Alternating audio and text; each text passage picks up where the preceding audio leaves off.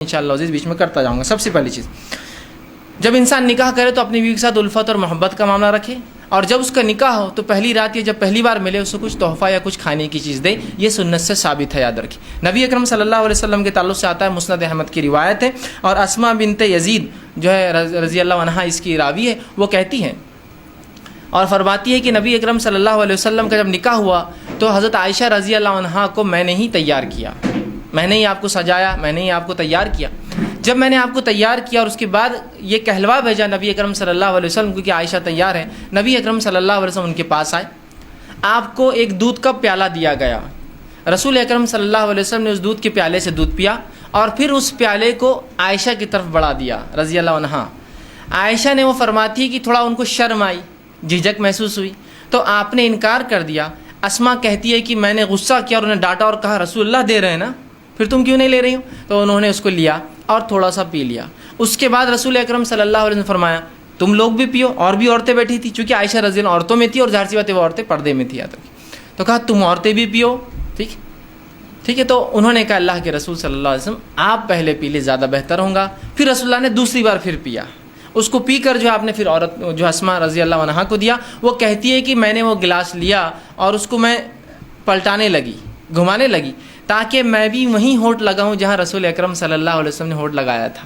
اس سے پتہ چلا کہ صحابہ کے ساتھ ساتھ صحابیات بھی کتنا محبت رسول اکرم صلی اللہ علیہ وسلم سے کرتی تھی. یہ محبت کا تقاضا ہے، جس سے آپ محبت کرتے ہیں اس کی ہر چیز کو آپ پسند کریں. جہاں سے آپ نے پیا وہاں سے پینا پسند. تو وہ کہتی ہے میں خاموشی سے لوگ نہ دیکھے گھما رہی تھی تاکہ وہاں سے پیوں جہاں سے رسول اکرم صلی اللہ علیہ وسلم نے پیا. اس کے بعد جب میں پی چکی تو رسول اللہ نے دوسری عورتوں سے کہا تم بھی پی لو. عورتوں نے شرما کر کہا کہ اللہ کے رسول نہیں تعالیٰ. آپ نے کہا کہ دیکھو دو چیزیں ایک ساتھ نہیں ہو سکتی، بھوک اور جھوٹ. پی لو، مطلب کیوں شرما رہی ہو؟ پی لو. تم کو بھوک ہے میں جانتا ہوں، لیکن تم جھوٹ بول رہی ہو تکلف میں کہ نہیں ہم نے پی لیا. کہا پی لو، اور پھر عورتوں نے بھی پی لیا.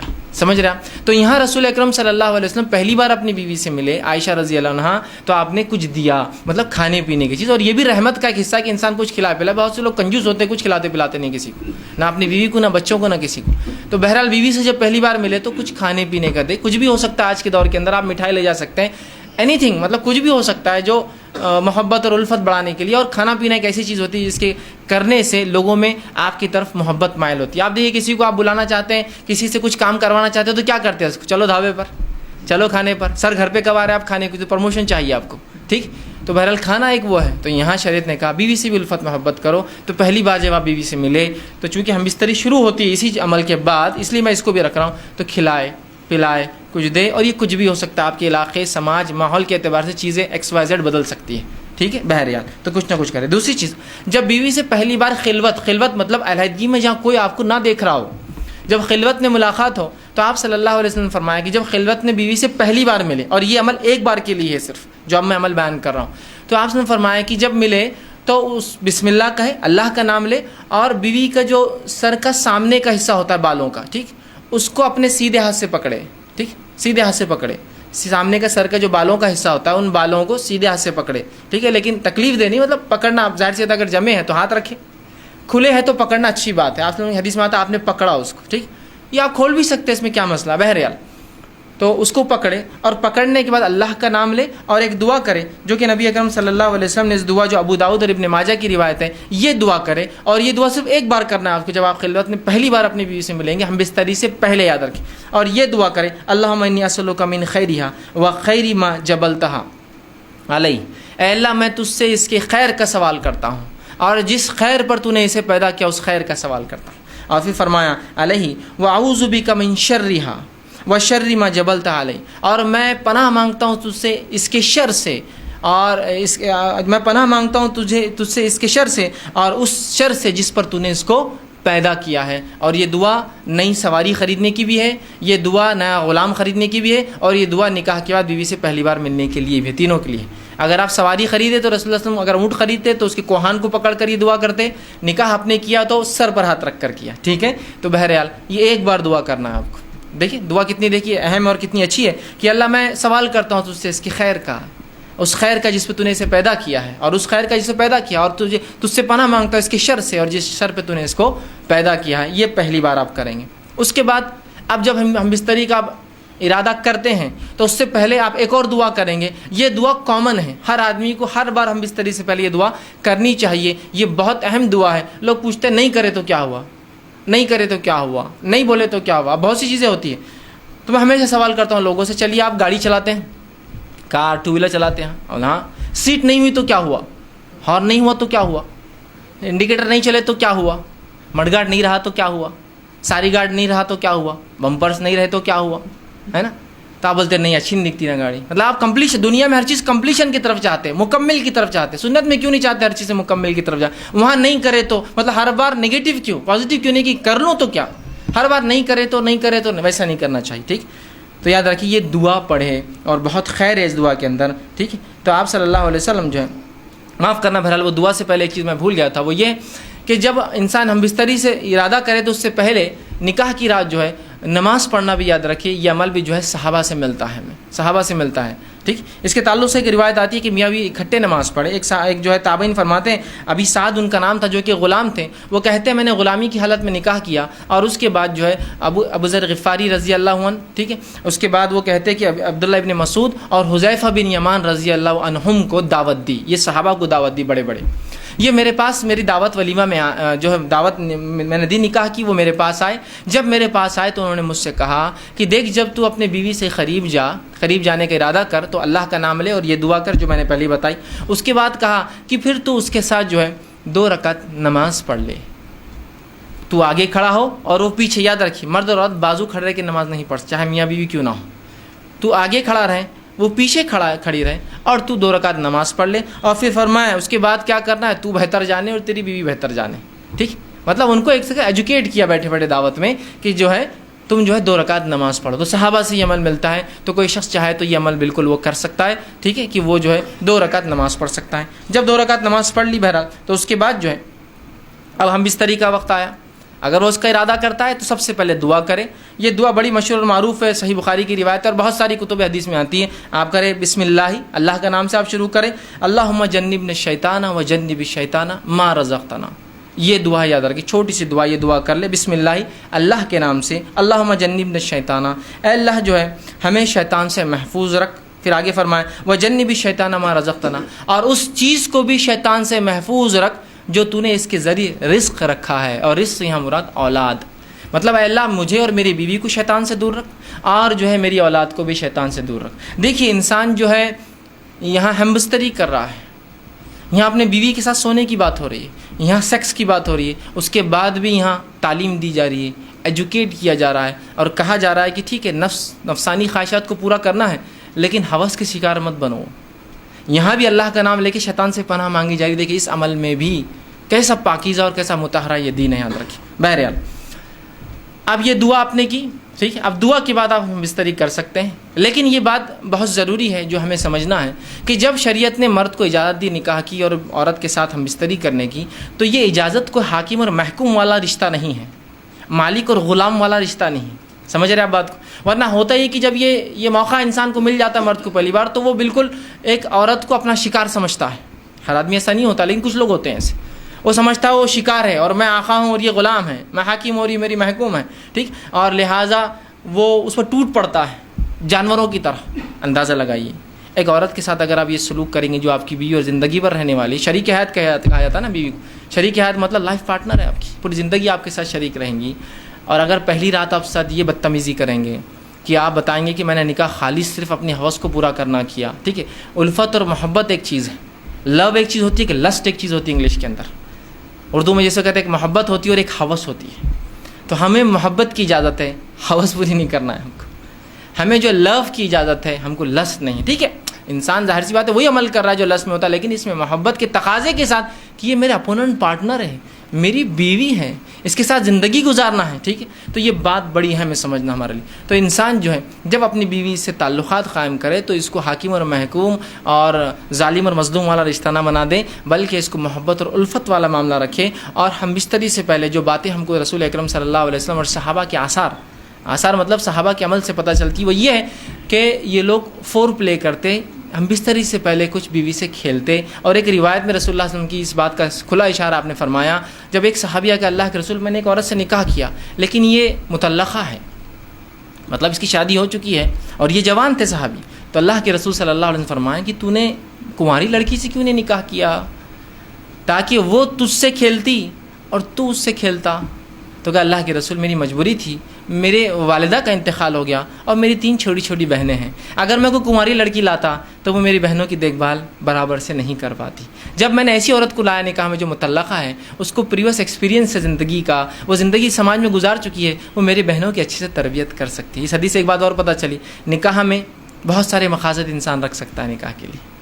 تو ایک مقصد یہ بھی تھا ان کا کہ محبت کے ساتھ ساتھ بچیوں کے لیے کچھ, میری بہنوں کے لیے کچھ ایسی عورت آ جائے جو میری ان کی بھابھی ہو لیکن ایک ماں جیسا ہو. تو ظاہر سی بات ہے ایک کنواری لڑکی یہ سب نہیں کر سکتی تھی, ٹھیک ہے. لیکن اس حدیث میں رسول اللہ نے جو فرمایا تو اس کے ساتھ کھیل اور وہ تیرے ساتھ کھیلے, تو یہ محبت جو ہے یہ ہم بستری سے پہلے انسان فور پلے کرے, کھیلے اس سے, مطلب اس کو راضی کرے اور منوائے اس عمل کے لیے. اس لیے کہ ہیومن بینگ جو انسان ہوتے ہیں وہ میکینیکل عمل نہیں کر سکتے. میکینیکل سمجھتے مشینیں ہوتی, مشینوں کا معاملہ ہوتا ہے کہ آپ نے جب بٹن دباؤ میکینیکلی شروع ہو جاتی, لیکن انسان جو ہوتے ہیں ویسے میکینیکل نہیں ہوتے.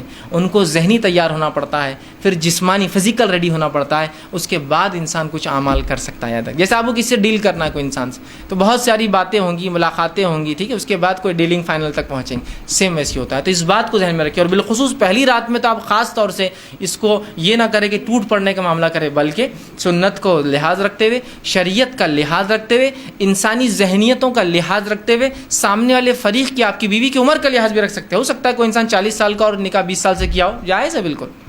تو اب یہاں سمجھنا پڑے گا اس کی عمر کا تقاضا وہ کم ہے, تو ظاہر سی بات ہے سمجھ رہے ہیں آپ بات کو. یہ تمام چیزیں آپ جو ہے ذہن میں انسان رکھیں. تو فور پلے جس کو ہم کہتے ہیں کہ ہم بستری سے پہلے کچھ ایسی چیزیں جس سے انسان اس عمل کی طرف راغب ہو جو عمل اس کو اب کرنا ہے, جو کہ اللہ نے اس کے اوپر جائز قرار دیا اور وہ مباح ہے اس کے لیے کرنا, حلال ہے اس کے لیے کرنا, جس سے اپنے آپ کو تسکین دے سکتا, سکون حاصل اور اطمینان حاصل کر سکتا. سمجھ رہے آپ بات کو. تو فور پلے کی بڑی اہمیت ہے. اس کے اندر مختلف چیزیں ہو سکتی ہیں, انشاءاللہ آگے آئیں گا تو اس میں کچھ نہ کچھ پوائنٹس اس کے ڈسکس کرتا جاؤں گا, ٹھیک. تو فور پلے ہوں گا اس سے پہلے کہ انسان تیار کرے اپنے فریق کو. دوسری چیز یہ کہ دونوں کا اس عمل کے لیے راضی ہونا ضروری ہے. ہم بستری کے لیے دونوں کا اس عمل کے لیے راضی ہونا ضروری, یاد رکھیے, اس لیے کہ یہ کوئی ون سائڈ معاملہ نہیں ہے. اور مرد کے راضی ہونا یہ بالکل واضح ہوتا ہے, لیکن عورت راضی ہے نہیں راضی ہے یہ واضح نہیں ہوتا ہے.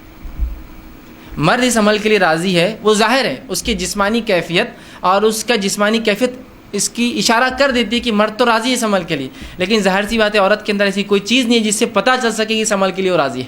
بات سمجھ رہے ہیں آپ میری, ٹھیک. تو ظاہر سی بات ہے دونوں کی رضامندی ضروری ہے. تو مرد راضی ہے عورت سمجھ سکتی ہے, لیکن عورت راضی ہے مرد سمجھ نہیں سکتا ہے اس کے, ظاہر سی بات ہے جسمانی اعتبار سے.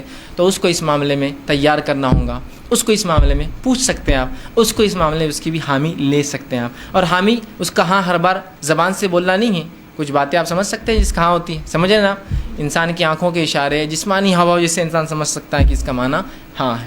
اس معاملے میں خواتین سے میری بالخصوص درخواست یا نصیحت جو ہوگی وہ یہ ہے کہ بہت ساری عورتیں, مرد تو راضی ہے اس عمل کے لیے, پہلے دن کی بات, جب ہم عام بات کر رہے ہیں تو یہ بات یاد رکھیے, اور یہ ہمیشہ کے لیے عام اعتبار سے بھی اور اس دن کے لیے بھی خاص بھی, نکاح کے رات بھی اور اس کے بعد بھی, کہ عورتیں جو ہے اپنی رضامندی کا بھی اپنے شوہر سے اظہار کرے. اگر وہ یہ نہیں کرتی تو بہت ساری طلاق کی صرف یہ وجہ بنتی, یاد رکھیے, کہ وہ کہتا ہے کہ میری بیوی میں سے کبھی راضی نہیں, آج تک اس نے ایک بار بھی مجھ سے جو ہے محبت کی بات نہیں کہی یا محبت کے لیے خود راضی نہیں ہوئی. تو عورتوں کو بھی اس معاملے میں آگے حصہ لینا پڑے گا بڑھ کر, چونکہ یہ ایک ایسی چیز ہے جس میں صرف مرد شامل نہیں ہے. اگر عورت اپنا حصہ نہیں رکھیں گی تو مرد کے لیے, میں معاف کرنا الفاظ اگر میرے سخت لگ رہے ہو تو, لیکن سمجھیے اس بات کو, مرد کے لیے صرف آپ ایک کھلونا ہو جائیں گے, اس کے علاوہ آپ کی کوئی حیثیت نہیں باقی رہیں گی. حضرت رسول اللہ کیا فرما رہے ہیں کہ تو اس کنواری سے نکاح کرتا تو وہ تجھ سے کھیلے اور تو اس سے کھیلے. دیکھیے الفاظ غور کیجیے حدیث کی, دونوں کے لیے کہا, یہ نہیں کہا کہ تو اس سے کھیلے, وہ تجھ سے کھیلے اور تو اس سے کھیلے.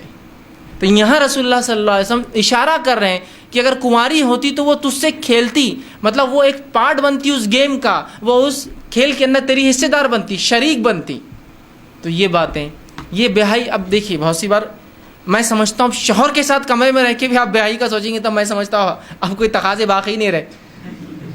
یہاں بیاہی اور حیائی کچھ نہیں ہے, اب آپ کا شوہر ہے وہ, یہ آپ کو سمجھنا پڑے گا, ٹھیک ہے. تو یہاں عورتیں اپنی رضامندی کا اظہار کریں, جو مختلف طریقوں سے وہ کر سکتی ہے, یاد رکھیے مختلف طریقوں سے کر سکتی. جب یہ عورتیں اس میں لیک کر جاتی ہے, کمزور پڑ جاتی ہے, تو مرد کو ایسی عورتیں پسند آ جاتی ہے جو اس طرف اشارے کرتی ہے اور مائل کرتی ہے.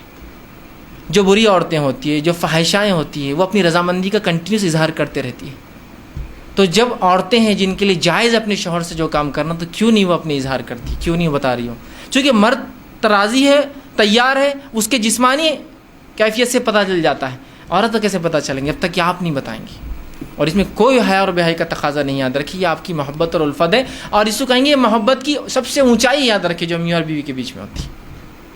تو آپ بھی اپنی رضامندی کا ضرور جو اپنے شوہر سے اظہار کریں، ٹھیک ہے؟ ورنہ اکثر طلاقوں کی وجہ یہ بنتی ہے کہ بیوی، شوہر کا دعویٰ ہے کہ بیوی نے آج تک فلاں نہیں کیا، اور پھر وہ الزام لگاتا ہے اس کا سیکس کمزور ہے، یا اس کی قوت باہ اس میں نہیں ہے، اور فلاں نہیں ہے، اور فلاں نہیں ہے. تو وہ سب طرف کیوں جا رہے ہیں؟ شریعت نے آپ کو بتا دیا، رسول اللہ صلی اللہ علیہ وسلم کہہ رہے ہیں. اور ظاہر سی بات ہے ہر چیز کھول کر بیان کرنا ضروری نہیں. کیا اتنا کافی نہیں تو اس سے کھیلے اور وہ تجھ سے کھیلے؟ اتنا کافی نہیں ہے ہمارے لیے سمجھنا؟ کیا اور وضاحت چاہتے ہیں آپ پوری چیز؟ کیا پورا پکچر دکھانا چاہتے ہیں؟ کیا یہ بتائے تو ہم کو سمجھ میں آئیں گے؟ نہیں، اشارہ کافی ہوتا ہے. اور مومن کے لیے تو اشارے بہت زیادہ کافی ہوتے ہیں. عقل مند کو اشارہ کافی ہوتا ہے. لوگ کہتے ہیں، میں کہتا ہر مومن عقل مند ہوتا ہے، اور اس کو اپنے نبی اور شریعت کے ہر اشارے کافی ہو جاتے ہیں، وہ سمجھ جاتا ہے باقی کیا ہے. تو عورتوں کو بھی اشارہ ہے اس حدیث کے اندر. بہرحال آگے بڑھیے. اب انسان جو ہے جمع کیسے کرے، یہ تو پہلے کا ہوا، اور کچھ باتیں نکاح کے لیے خاص اور کچھ عام تھی. اب نکاح کی رات بھی ہو سکتی ہے اس میں انوالو، اور ادر زندگی کا اور حصہ جہاں میاں بیوی ہم بستری کرنا چاہتے. اب جمع کیسے کرے؟ جمع سے مراد، جب میں الفاظ کہہ رہا ہوں تو شرمگاہ کا جمع ہونا اور ملنا اس سے مراد ہے میرا. یاد رکھیے، ٹھیک ہے؟ کہ انسان اس اب جمع کیسے کرے. اس کے تعلق سے بہت ساری غلط فہمیاں ہوتی ہیں، انشاءاللہ آج اس کے ازالے کرنے کی کوشش کروں گا. اب انسان اپنی بیوی سے کیسے جمع کر سکتا ہے؟ آئیے اللہ رب العزت کا جواب اپنی کتاب، اس کی کتاب میں جو اس نے دیا، اس سے ہم شروع کرتے ہیں. اللہ رب العزت فرماتا اور کہتا ہے سورہ بقرہ سورہ نمبر 2 آیت نمبر 223، اور فرماتا ہے نساء حرث لکم فأتوا حرثکم ان شئتم. کہ اللہ فرماتا اور کہتا ہے تمہاری عورتیں تمہارے لیے کھیتیاں ہیں، اور تم جس طرح سے چاہو اپنی کھیتیوں میں آؤ. تمہاری عورتیں تمہارے لیے کھیتیاں ہیں. جیسا ایک کسان اپنے کھیت میں بیج ڈالتا ہے تاکہ اس سے فصلیں نکلے، تو تمہاری بیویاں تمہاری اولادوں کی پیدا ہونے کی وجہ ہے نا. اس کے بغیر کیسا ہوں گا؟ تو تم جو ہے اللہ رب العزت فرما رہا ہے کہ تم جو ہے پھر جہاں سے چاہو وہاں سے اپنے بیویوں میں داخل ہو. ٹھیک. اب اس کے تعلق سے کیا واقعہ آتا ہے اس کے شان نزول میں رکھ دیتا ہوں، تو وہ پہلی بات بالکل انشاءاللہ جو آیت ہے وہ واضح ہو جائیں گے، کلیئر ہو جائیں گے. آئیے جو ہے صحیح بخاری کی روایت ہے، جابر رضی اللہ عنہ فرماتے اور کہتے ہیں یہودی جو ہے یہ بات کہا کرتے تھے کہ آدمی اگر اپنے بیوی سے شرمگاہ میں اگلے حصے میں جہاں سے اولاد پیدا ہوتی ہے، ٹھیک ہے، وہاں اگر ہم بستری پیچھے سے کھڑے رہ کر کرے، پیچھے ہو کر کرے بیوی کے، سمجھ رہے آپ بات کو، کہ اپنے بیوی سے صحیح جگہ مطلب شرمگاہ کا اگلا حصہ اس میں ہم بستری کرتا ہے جہاں سے اولاد پیدا ہوتی ہے، لیکن پیچھے سے کھڑے رہ کر کرتا ہے، تو اس سے اولاد بھینگی پیدا ہوتی ہے. مطلب آنکھیں اس کی اسکوئن جس کو کہتے ہیں، مطلب آنکھ ڈھلتی ہوئی یا دونوں آنکھ ڈھلتی ہوئی ہوتی ہے نا، بھانگا جس کو عام زبان میں کہتے ہیں، ٹھیک ہے، یہ بھینگا جس کو بولتے ہیں، تو ویسا پیدا ہوتا ہے. جب یہ بات صحابہ تک پہنچی تو صحابہ نے رسول اللہ سوال کیا، اللہ کے رسول، یہودی کہتے ہیں کہ ایسا اگر کرنے سے بچہ بھینگا پیدا ہوتا ہے، اسکوئنٹ ہوتی ہے اس کی آنکھیں، ڈھلتی ہوئی ہوتی ہے، خراب ہوتی ہے، دونوں بیچ میں آ جاتی ہے. تو آپ صلی اللہ علیہ وسلم نے اس کے جواب میں اللہ رب العزت نے یہ آیت نازل کی. جب یہ آیت نازل ہوئی تو آپ نے فرمایا اور کہا آگے سے یا پیچھے سے مگر مقام پیدائش میں. آپ نے کیا کہا؟ آگے سے یا پیچھے سے لیکن مقام پیدائش میں. سمجھ رہا؟ مطلب جہاں سے اولاد پیدا ہوتی ہے وہیں انسان کر سکتا ہے، اس کے علاوہ کرنا حرام ہے. انشاءاللہ اس کی تفصیلات آگے رکھوں گا کیا حرام ہے اس معاملے میں، ٹھیک ہے. تو چاہے انسان آگے سے ہو پیچھے سے ہو لیکن مقام پیدائش میں. آئیے دوسری روایت، عبداللہ ابن عباس رضی اللہ عنہ فرماتے ہیں، یہ ابو داؤد کی روایت، آپ نے فرمایا تھوڑی طویل روایت ہے لیکن بہت ساری باتیں علم کی اس میں آ رہی ہے اس روایت کے اندر، بالخصوص اس مسئلے کے تعلق سے. وہ کہتے ہیں مدینہ میں انصار جو ہے یہودیوں کی اتباع کرتے تھے، چونکہ انصار تو مشرک تھے، ان کے پاس کوئی عقیدہ نہیں تھا، یہ تو لیکن اہل کتاب کو یہ بڑا اونچا سمجھتے چونکہ وہ کتاب کے حامل لوگ تھے، تو ہر چیز میں وہ یہودیوں کو فالو کرتے. حتیٰ کہ یہودی اپنے بیویوں کو چت لٹاتے، مطلب چہرہ اوپر اور عورت لیٹی ہے، اور اس کے بعد ہم بستری کرتے، تاکہ اس سے کیا ہوتا ہے، سطر کے لیے بھی اچھا ہے. انسان جب مرد لیٹ جاتا ہے عورت پہ تو پوری ڈھک بھی جاتی ہے، تو طہارت کے لیے بھی اچھا ہوتا ہے، اور سطر پوشی کے لیے بھی خاموں کا زیادہ سطر کھلتا نہیں ہے، اچھا ہوتا ہے. تو یہودی صرف اس پوزیشن کو، اس طریقے کو حلال مانتے تھے. چونکہ انصار رسول اللہ صلی اللہ علیہ وسلم کے آنے سے پہلے، اسلام سے پہلے ان کو دیکھتے تھے، ان کو فالو کرتے تھے، اس معاملے میں بھی یہودیوں کو فالو کرتے تھے کہ نہیں یہودی بول رہے تھے اہل کتاب ہے، ان کے پاس ایک دین دھرم تھا جو اللہ کی طرف سے آتا، لہٰذا ان کو فالو کرنا چاہیے، تو اس معاملے میں ان کی بھی اتباع کرتے تھے. عبداللہ ابن عباس رضی اللہ عنہ فرماتے لیکن ہم جو ہے جو مہاجر تھے، ہم مکے والے لوگ، مکے کے جو لوگ تھے وہ مختلف قسم سے اپنے بیویوں سے تعلقات قائم کرتے، آگے سے پیچھے سے لٹا کر، ہاتھوں پہ ان کو کھڑے کر کے مختلف چیزوں سے، اور جنس کی جو ہے ہم بستری کی لذتیں اٹھایا کرتے تھے. لیکن جب مہاجر مدینہ پہنچے اور انصاریوں سے نکاح شروع کیا، اور جب ایک مہاجر نے ایک انصاری عورت سے نکاح کیا، اور نکاح کرنے کے بعد جیسا ان کا طریقہ تھا کہ وہ مختلف انداز سے، مختلف طریقوں سے صحیح جگہ میں بستری کرتے، مطلب شرمگاہ میں، مطلب اگلے حصے میں کرتے، جب اس نے ڈیمانڈ کیا اس شخص نے، تو اس انصاریہ نے کہا ہم تو صرف ایک طریقہ اپناتے. اس عورت نے، وہ بھی صحابیہ تھی، وہ ہے چت لیٹنا اور تم اوپر سے رہو. اس نے کہا ایسا کیوں؟ ہم تو مختلف چیزیں کرتے ہیں اس میں، جس کو عام زبان میں بہرحال آسن کہتے ہیں، لوگ بہرحال سمجھتے ہیں آسن کہتے ہیں اس کو، شاید سنسکرت کا لفظ ہے یہ ہندی کا لفظ ہے. بہرحال تو ہم تو مختلف کرتے ہیں. تو انہوں نے کہا نہیں میں تو یہ کرنے نہیں دوں گی. جھگڑا بڑھ گیا. اس نے کہا میں تو ایسے ہی کروں گا. اس نے کہا ہمارے پاس یہ طریقہ نہیں ہے. اور بات رسول اکرم صلی اللہ علیہ وسلم پہنچ گئی، اور پھر یہ آیت نازل ہو گئی، تمہاری بیویاں تمہاری کھیتی ہے، تم جہاں سے چاہو. مطلب جو مہاجر کر رہے تھے صحیح کر رہے تھے. مختلف پوزیشنز ہو سکتے ہیں، لیکن اگلے حصے میں صرف پیدائش کے حصے میں انسان کر سکتا ہے. تو یہ روایت میں بہرحال بہت ساری باتیں آ گئی، اور بہت ساری باتوں کا جواز ہمیں مل گیا ہے. آگے آئیے. اب اس معاملے میں جو ہے انسان جمع جو کرے، ہم بستری کرے، تو لیٹ کر سکتا ہے. لیٹنے میں جتنی پوزیشنز ہو سکتی ہے وہ استعمال کر سکتا ہے. شرط ایک ہی ہے، وہاں انسان اپنی شرمگاہ کو داخل کرے، عورت کی شرمگاہ میں جہاں سے اولاد پیدا ہوتی ہے، ٹھیک ہے، وہی ایک جگہ ہے. دوسرا بیٹھ کر سکتا ہے، جتنی پوزیشنز ہو سکتی ہے اس کے لیے. شریعت نے اس سے کوئی ممانعت کا اظہار نہیں کیا، لیکن سب سے بہترین پوزیشن اولاد کی پیدائش میں اور اس میں سازگار ہونے میں وہی ہے جو عورت کو لٹا کر کرے، اس لیے کہ اس میں سیدھا مرد کی شرمگاہ اوپر سے ہوتی ہے، اور اولاد کی پیدائش کے چانسز زیادہ ہوتے ہیں اس معاملے میں. بہرحال ٹھیک. اس کے بعد بیٹھ کر جتنے طریقے ہو سکتے ہیں، جتنی پوزیشنز ہو سکتی ہے، جس میں جو بتا رہا ہوں بات آپ سمجھ رہے ہیں کہ شرمگاہ مرد کی عورت سے ملے اور سامنے کے حصے میں آپ کے لیے جائز ہے. اسی طرح کھڑے رہ کر جو کچھ ہو سکتا ہے، اس میں کوئی ممانعت نہیں ہے.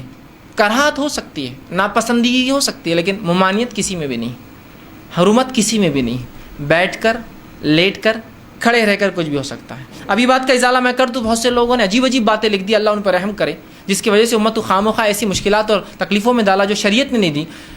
کہ کھڑے رہ کر کرے تو اولاد لنگڑی پیدا ہوتی ہے، بیٹھ کر کرے تو اولاد فلاں پیدا ہوتی ہے، پیچھے سے کرے. آج بھی میں کہہ رہا ہوں کہ اگر کوئی لڑکا بہنگا آ جاتا ہے جس کی آنکھیں اسکوئنٹ ہو، اس کی آنکھیں برابر نہ ہو، تو عورتیں ایک دوسرے کو دھکا دے کے ہنستی مجلس.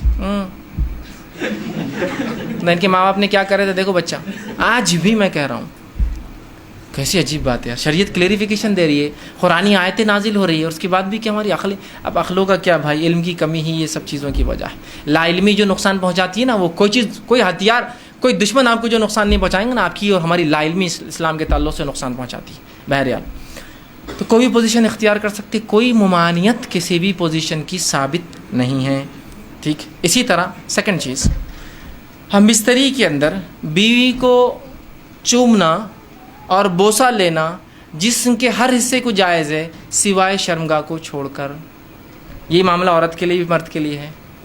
بیوی کو چومنا یا شوہر کو چومنا، بیوی کو بوسہ لینا یا شوہر کا بوسہ لینا تمام جسم پر جائز ہے، سوائے شرمگاہ چھوڑ کر. سمجھ رہا؟ عورت کا اگلا اور پچھلا حصہ، اور شرمگاہ دو چیزیں ہوتی، مرد کا اگلا اور پچھلا حصہ اور عورت کا اگلا اور پچھلا حصہ.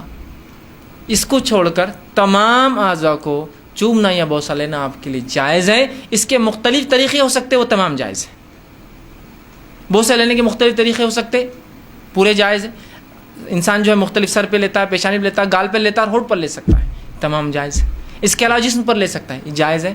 ہاں، صرف اگلا اور پچھلا شرمگاہ کا حصہ چھوڑ کر تمام جسم پہ بوسہ لینا اور چومنا جائز ہے، انکلوڈنگ ایوری تھنگ میں کہہ رہا ہوں. ٹھیک. اس کے بعد ایکسکلوڈنگ صرف دو چیزیں. ٹھیک. اس کے بعد دوسری جو غلط فہمی ہوتی ہے، لوگ سوال کرتے ہیں، وہ یہ ہے کیا میاں بیوی ایک دوسرے کے جسم کو تمام حصوں کو ہاتھ لگا سکتے ہیں؟ تو ہاں، میاں اور بیوی اپنے جسم کے تمام حصوں کو ہاتھ لگا سکتے، انکلوڈنگ ملا کر اپنی شرمگاہ کا اگلا اور پچھلا حصہ. چومنے میں نہیں یاد رکھے، لیکن ہاتھ لگانے میں اجازت ہے. اسی طرح میاں اور بیوی اپنے جسم کے تمام حصوں کو دیکھ سکتے، انکلوڈنگ اگلا اور پچھلا حصہ شرمگاہ کا. کوئی نہ دیکھنا چاہے اس کا اپنا مسئلہ ہے، اس کی اپنی طہارت میں اس کا اعلیٰ مقام ہے، لیکن اسی کوئی حرمت اور کراہت ثابت نہیں ہے، یاد رکھیے. اس لیے کہ آپ سے سوال ہو اللہ کے رسول ہم نے بیویوں کا کیا دیکھے اور کیا نہ دیکھے؟ تو کہا تم اپنے بیویوں کا سب کچھ دیکھ، اپنے بیویوں اور لونڈیوں کا جو چاہو سب کچھ تم دیکھ سکتے ہو. تو حدیث نے کھلی آپ کو اجازت دے رکھی ہے.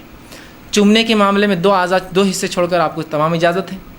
छूने के मामले में तमाम आज़ा और देखने के मामले में तमाम आज़ा। ये बात इसलिए कह रहा हूँ कि बहुत से लोगों ने पता नहीं ऐसी बातें कह दी, अल्लाह रहम करे, कहाँ से लाया मुझे नहीं पता, कि अगर बीवी की शर्मगाह देखी तो औलाद बिगड़ी भी पैदा होती है। अरे अल्लाह, तो कैसे रिस्ट्रिक्शंस हम दे रहे हैं जो रिस्ट्रिक्शन शरीयत के नहीं है। कैसे, मतलब सोचिए ना आप, कैसी अक्ल काम नहीं करती कि ऐसे कैसे रिस्ट्रिक्शन हो सकते। ठीक, तो लिहाजा इस बात के ताल्लुक से लोग बहुत सवाल करते हैं। मैंने उसका क्लेरिफिकेशन पूरा बहरहाल सवाल के ताल्लुक से दे दिया। दोनों ही चीज़ याद रखिए। सिर्फ बोसा लेना और चूमने के अलावा छूने के मामले में और देखने के मामले में मियाँ और बीवी कंप्लीट राइट है, कंप्लीट हक़ है, वो जो चाहे इस मामले में कर सकते हैं, याद रखिए। ठीक, अब आइए इस मामले में हम बिस्तरी में मनाही किस चीज़ से है वो भी देख लें, और अफजल कब और कहाँ और कैसे है, ठीक, वो भी एक देख लेते हैं। आइए आगे बढ़िए। तो इस मामले हम बिस्तरी में दुबर पीछे से, मतलब शर्मगाह के पिछले हिस्से में औरत के दाखिल होना हराम है, जिसको आम ज़बान में कहेंगे पैखाने की जगह। ठीक, औरतों के जो शर्मगाह होती है वो मर्दों के मुकाबले में मुख्तलिफ होती है इस मामले में कि मर्द की शर्मगाह का एक ही हिस्से से पेशाब भी निकलता है और मरी भी निकलता है, लेकिन औरतें मुख्तलिफ, तो औरतों के पेशाब की जगह अलग होती है और शर्मगाह अलग, जहाँ औलाद पैदा होती है वो जगह अलग होती है, और पैखाने की जगह अलग होती है। तो मर्दों में 2 ही हिस्से हैं जहाँ से निकलता, औरतों में 3 होते हैं, याद रखिए। तो याद रखिए मर्द के लिए औरत की जो है शर्मगाह के अलावा कोई भी अमल करना दुरुस्त नहीं, और बिलखुसूस दुबर की तो हुर्मत शरीयत ने इतनी सख्त साबित की। मुस्नद अहमद की रिवायत है, जो है उम्मे सलमा रज़ी अल्लाह अन्हा फरमाती हैं, जब मुहाजिरीन अंसार के पास मदीना आए तो इनकी औरतों से जो है शादियाँ रचाई। मुहाजिर औरतों को ज़मीन पर लिटाकर या इनके हाथ को ज़मीन पर रख कर घुटनों के बल इनको कर जिमा करते थे, फ़ायदा उठाते थे। मुहाजिरीन में से एक आदमी ने अंसार की औरत से निकाह कर लिया और इरादा किया कि वैसे ही काम करे जैसा वो उनके पास चलन था करे, तो उसने इनकार कर दिया और कहा जब तक रसूल अकरम सल्लल्लाहु अलैहि वसल्लम पूछ कर नहीं आऊँगी, अमल नहीं करने दूँगी। उसने कहा ठीक है, जा पूछ कर आ जा। वो औरत सुबह होने के बाद रसूल अकरम सल्लल्लाहु अलैहि वसल्लम के पास पहुँची। जब खिदमत में पहुँची तो बड़ी शर्माई, कैसे पूछूँ। तो उम्मे सलमा रज़ी अल्लाह अन्हा जो आपकी बीवी थी, उनसे कहा कि ज़रा आप रसूलुल्लाह से पूछ दीजिए ना कि ये अमल क्या जायज़ है। तो आप सल्लल्लाहु अलैहि वसल्लम ने ये आयत पढ़ी, जो आयत नाजिल हुई थी सूरह बकरा की, मैंने पहले लग दी, निसाउकुम हर्सुल लकुम फातु हर्साकुम अन्ना शितुम, तुम्हारी बीवियाँ तुम्हारी खेती है, जहाँ से चाहो दाखिल हो जाओ। जो है और वो आगे अल्लाह के रसूल नहीं मगर एक ही जगह मुकाम पैदाइश का दाखिल हो, लेकिन नहीं मगर एक ही जगह मुकाम पैदाइश। तो इससे पता चला दुबुर में दाखिल होना, पैखाने की जगह या एनाल सेक्स जिसको कहते हैं, शरीयत में हराम है, और इतना सख्त हराम है कि इसकी हुर्मत के ताल्लुक़ से 3 ही हदीसें रखता हूँ आपके सामने। पहली हदीस आपसे फरमाते, तिरमिज़ी और इब्न हिब्बान की रिवायत, आपने फरमाया और कहा अल्लाह ताला ऐसे आदमी की तरफ नहीं देखेगा या देखना गवारा नहीं करेगा जो अपनी बीवियों से दुबुर में जमा करता था, पैखाने की जगह जो है जमा करता था, उसकी तरफ देखने वाला नहीं अल्लाह क़यामत दिन। और अल्लाह का नहीं देखना मतलब अल्लाह का रहम नहीं करना। दूसरी रिवायत अबू दाऊद की रिवायत, आपसे फरमाते वो आदमी मलऊन है, अल्लाह के नज़दीक लानती है, फरिश्तों के नज़दीक लानती है, इंसानों के नज़दीक लानती है, जो फरमाते हैं जो महाश यानी दुबुर में औरत के दाखिल हो। दूसरी रिवायत। तीसरी रिवायत बहुत सख्त है, आप फरमाते हैं, निसाई की रिवायत, आपने फरमाया जिस आदमी ने हाइज़ा औरत से हम बिस्तरी की, जिस आदमी ने अपने बीवी से दुबुर में दुखुल किया, और जिस आदमी ने या औरत ने जो है किसी काहिन के पास जाया, नुजूमी के पास गया और उसकी बात की तस्दीक की, हाँ ये तो सही कह रहा है, उसने उस चीज़ का इनकार किया जो मोहम्मद पर नाजिल हुई है, मतलब वो शरीयत का मुनकिर है, वो काफिर है। अब लाइल्मी मैं समझता हूँ कितने लोग ये गुनाह कर चुके हैं अपनी ज़िंदगी में। लोगों को लगता है ये तो कोई बात ही नहीं, रूटीन ऑफ लाइफ है। ठीक, लाइल्मी कितनी ख़तरनाक हो सकती है, समझ रहे हैं आप, कि उसने उस चीज़ का इनकार किया जो मोहम्मद पर नाजिल हुई, वो मुनकिर शरीयत है, वो इस्लाम का मुनकिर आदमी है जो दुबुर में दाखिल होता है। हमको मामूली लगता है, शरीयत के नज़दीक बहुत संगीन जुर्म है। तो इल्म बहुत ज़रूरी है हर मामले में, बहरहाल। ठीक, तो ये तीनों रिवायत बहरहाल इस चीज़ की वजाहत कर रही थी कि तहरीम दुबुर है। अब आइए कुछ बातें वजाहत